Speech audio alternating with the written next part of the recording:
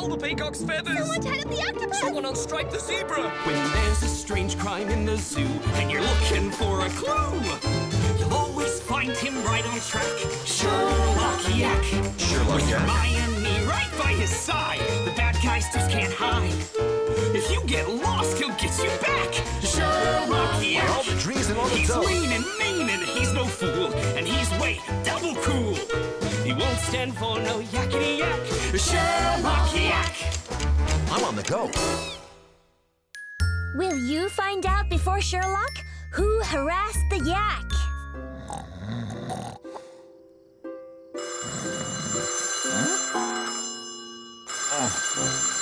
Have you seen what time it is? Who's calling? Listen to this, Sherlock.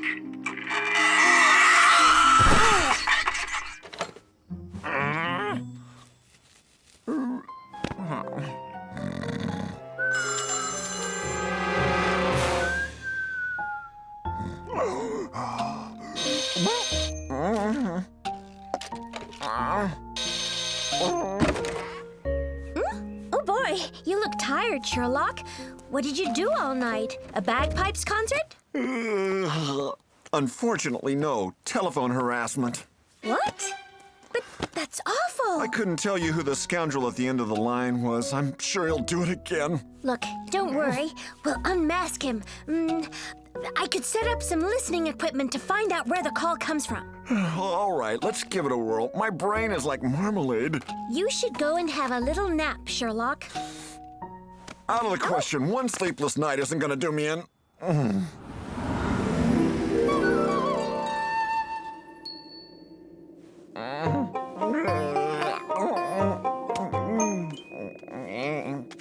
You have not slept for 2 days. Can you resist a little more? No problem. I could stay awake a week if I,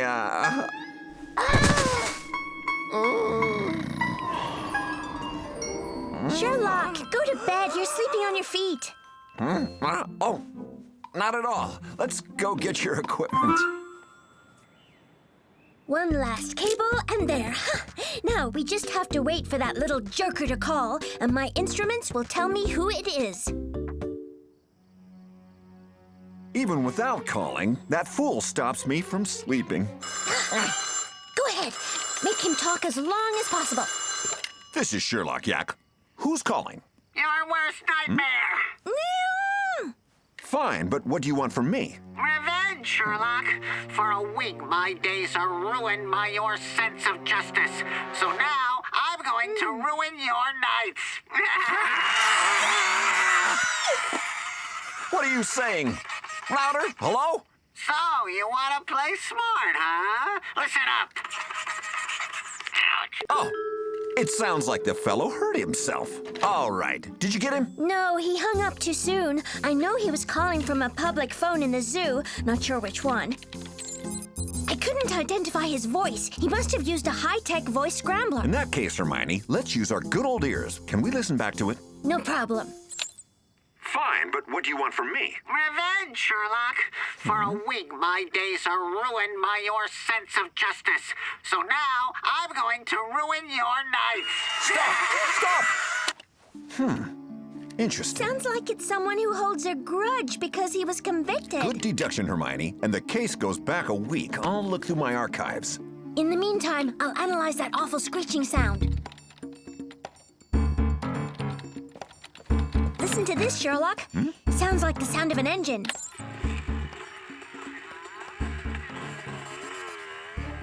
Good going, Hermione. It's obviously a scooter engine. I think I know who it belongs to. Raccoon, he's the one who's harassing you. No, he was driving during the phone call, but he might have seen the culprit, who must be one of these scoundrels. This is Raccoon's enclosure. The phone booth from which the call was made must be close by. There! Look, Sherlock, a piece of chalkboard. Interesting. So this is the thing that was making that awful sound. I bet the culprit hurt himself when he broke it. As for this, this is your high-tech scrambling system, a simple clothespin. Yes, well, why don't we go see Raccoon now? That's right. I went out on my scooter last night. A delivery for a sleepwalking customer. And did you see anyone in the phone booth across the way? Yes, someone was there. Oh. Do you know who it was? No, sorry. Darn. Anyway, it wasn't one of my regular customers. I never forget a good customer's face. Let's proceed by elimination then. Okay. Show me the ones you're sure you didn't see. It isn't soybean sushi, nor banana sashimi, nor eucalyptus vinegar, nor him, nor her, and there. Thanks a lot, Raccoon. We only have 3 suspects left. Beaver, Parrot, and Tiger. Sherlock? Oh.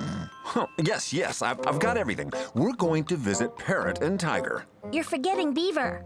Not at all. We're going to start with him. Good morning, Beaver. How are you?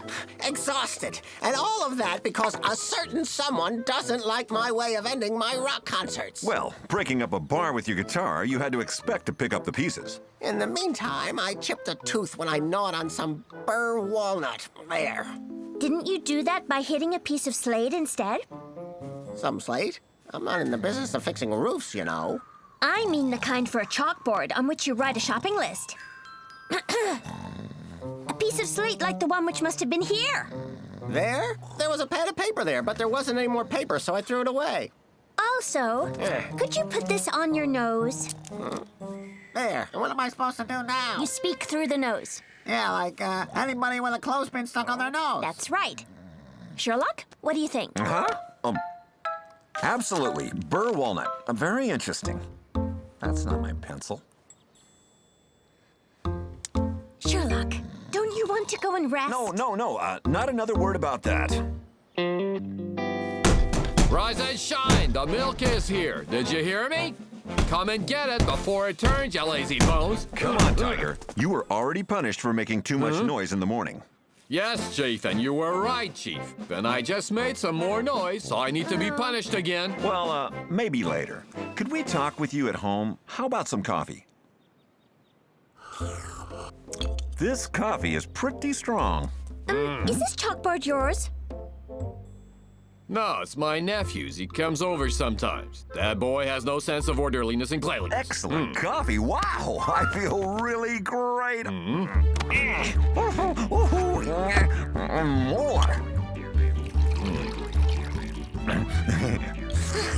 You broke one of your claws. How did that happen? A broken claw. Let me see that. Interesting. The edges are well-rounded. It's probably an old injury. Right, Chief. It happened years ago in Rajasthan. I was serving under a general who wasn't scared of anything. It was a dumb accident. I opened a can of survival rations and bang, the claw.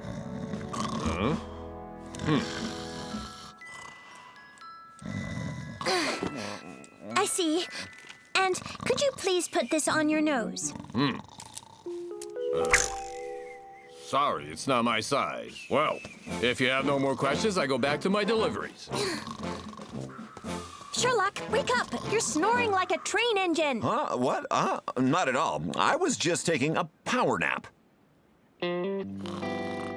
Hello, Parrot. I have a few questions for you. Excuse me, but I have a weather flash in a few seconds. Yes, your punishment for making false radio announcements about alien invasions. You created quite a panic. The animals in this zoo are scared of everything, but giving out weather forecasts every 15 minutes without imitating or improvising is a real joke. It's totally depressing. What happened to your head? I banged it on a branch when I slipped on one of Gorilla's banana peels. I see. And would you mind trying this voice scrambler? Oh. Sorry, it doesn't hold.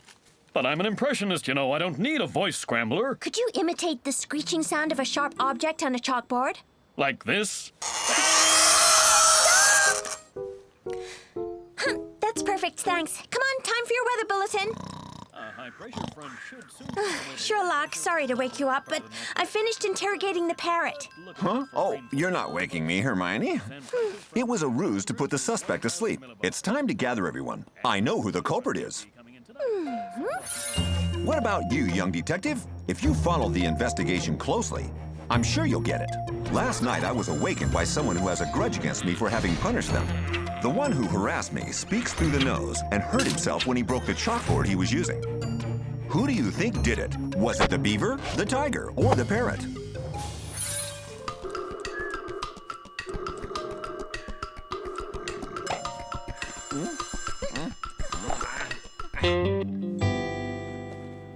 The case is simple. Tiger, the blackboard at your place isn't broken. The clothespin is too small to pinch your nose, and your injury is not recent. Also, you seem to have accepted your punishment. Would you really like to bother Oh me? no, I deserved it, Chief. As for you, Parrot, you think you were unjustly punished. But with your gifts as an imitator, would you have needed a chalkboard to make that screeching sound? Or a clothespin to change your voice? Only someone who has a chalkboard, who can have a clothespin on his nose, and who hurt himself recently could have done it. Right, Beaver? For the culprit is you! Ridiculous. Beaver went out with the chalkboard that was on his door. Once he was in the phone booth, he changed his voice with the clothespin. Then he rubbed his sharp teeth on the chalkboard. He wanted to make so much noise, he broke one of his teeth. This is a horrible judicial mistake. I don't use chalkboards anyway. I use notepads. Wrong. For there were traces of pink chalk on that chalkboard, and it happens that a pink piece of chalk was hanging on your door. Oh, that little scoundrel. What a disgrace.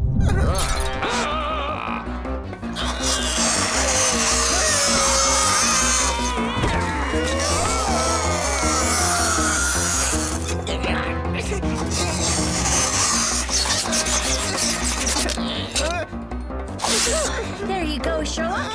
Your collar has been neutralized thanks to a little technology. Sherlock?